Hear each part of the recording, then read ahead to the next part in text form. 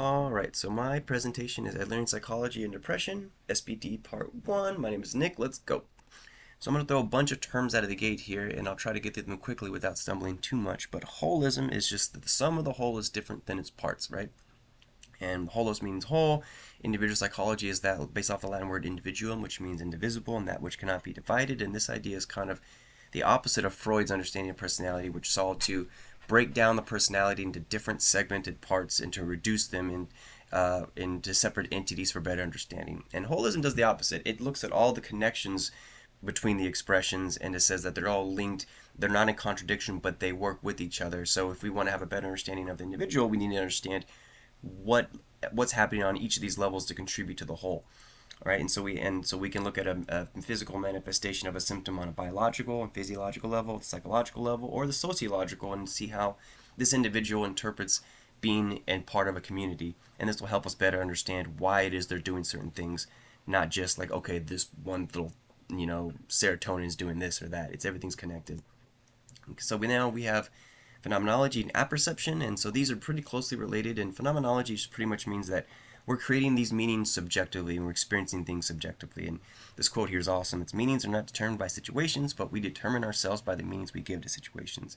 And apperception pretty much just means that as we acquire new information, we're using our previously established structures to incorporate that information.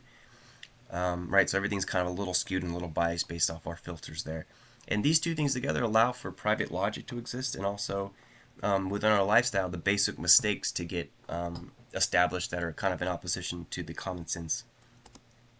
Soft determinism is pretty much challenging Freud's and other medical community individuals to think that we are just along for the ride of just physiological processes, these cascading effects.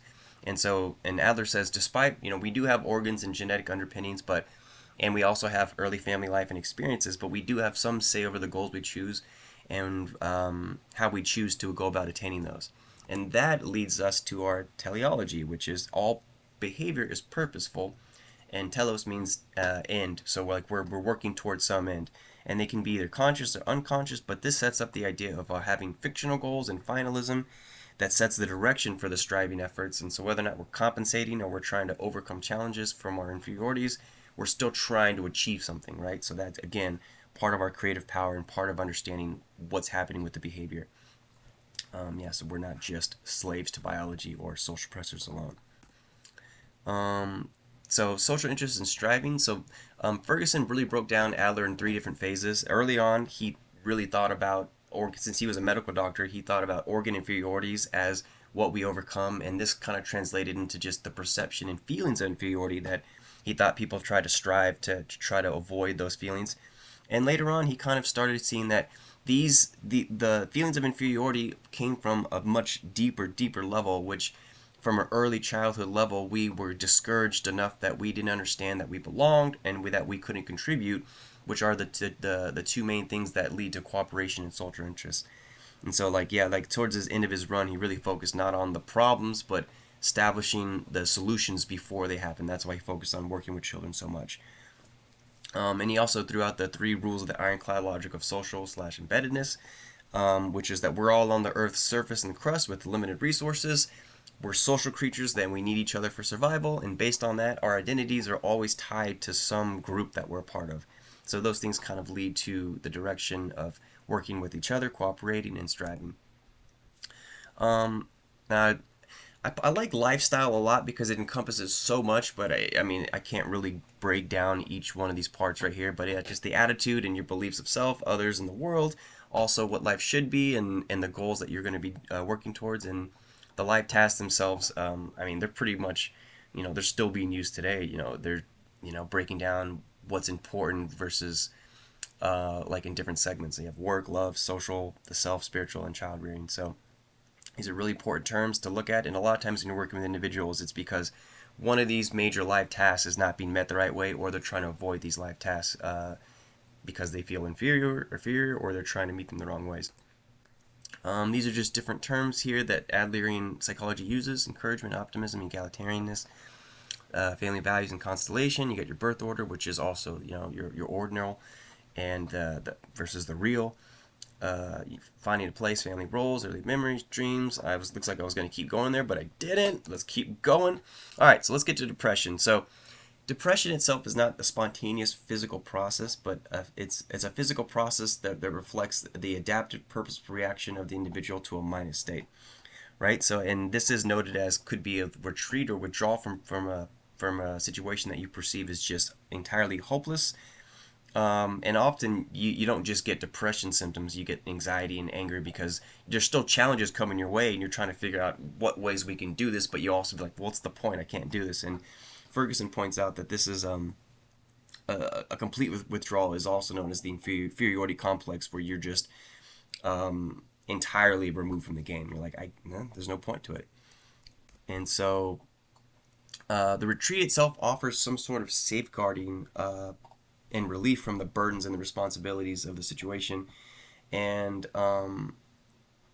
they also give you a little bit of that avoidance of having to actually do any work about it. So you don't have to change your lifestyle convictions or your habits.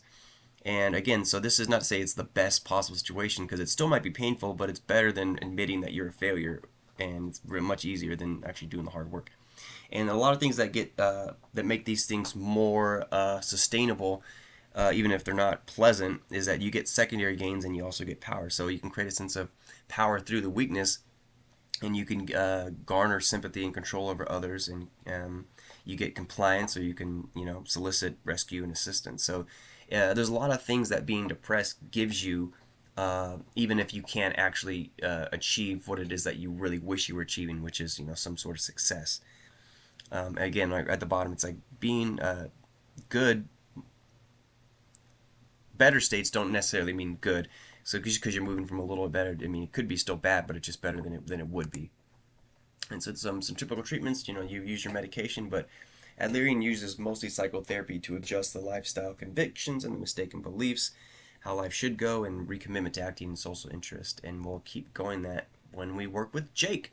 So we have Jake. He's a 25-year-old Caucasian male who was previously being diagnosed with major depressive disorder, MDD. He was prescribed SSRI Paxil to assist with his low moods and bouts of anxiety, as well as to assist with trouble with sleeping, his insomnia. He's previously loved running trails and being in nature, but he has had little motivation to get about, and he lost interest in some of the other things he used to really enjoy. He complains about a constant tiredness, which he believes comes from his trouble sleeping. He was pretty thin, and he started taking medication. He put on some weight, and he doesn't really like that either. After about 6 months of plateauing results from his medication, it was recommended that he try some psychotherapy to lessen his feelings of hopelessness and worthlessness. He admits to drinking on occasion, but he doesn't really do anything else, and it's not that out of hand. So upon further psychosocial investigation here,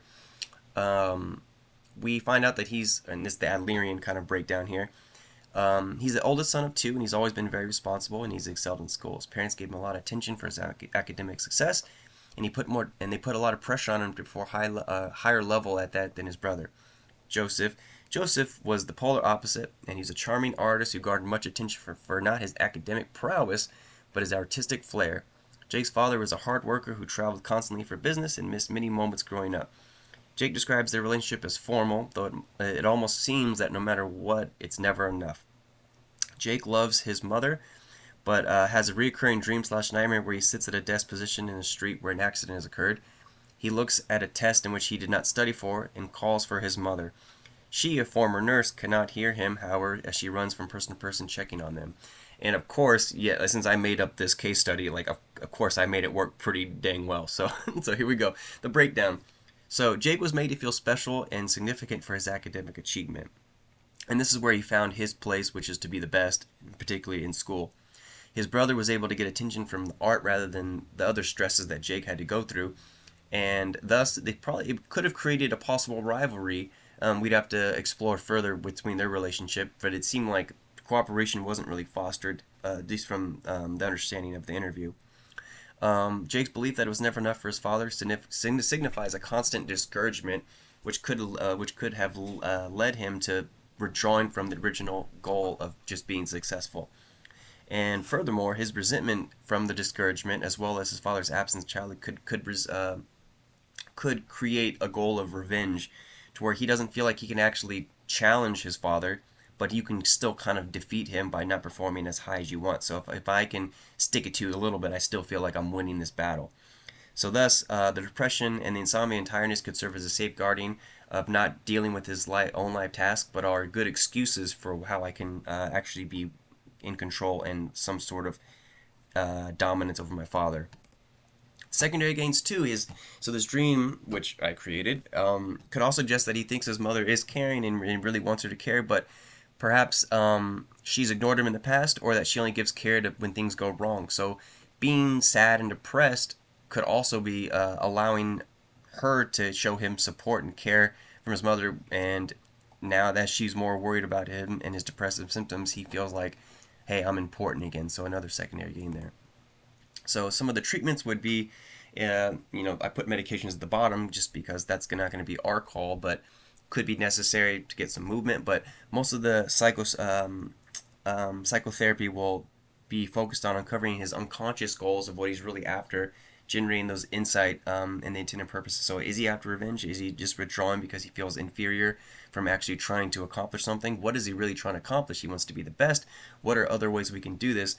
We'll have to be giving encouragement in psychoeducation, and we'll challenge and we'll make adjustments to those his convictions and beliefs about who he has to be, who his father is, what the world is, and choose some new goals. And those goals should be in line with if we can make him feel encouraged and that he belongs and that he's able to contribute. It'll be much better to seek something that is other focused for the community or the social interest in himself. And yeah, that's pretty much it. So yeah, okay, I'll go to the references. I'm gonna go back. So these are the references. Yeah, there's a lot of ground to cover when you're doing Adler, so hopefully that made some sense.